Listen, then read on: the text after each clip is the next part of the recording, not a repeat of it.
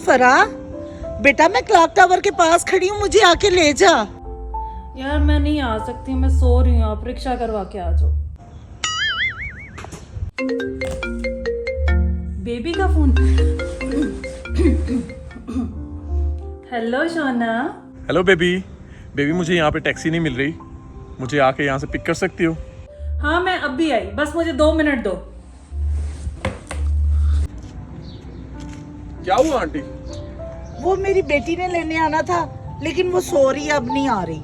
चले कोई बात नहीं, मेरी गर्लफ्रेंड आ रही है, तो जहाँ आपको जाना होगा वो आपको ड्रॉप कर देगी। थैंक यू बेटा।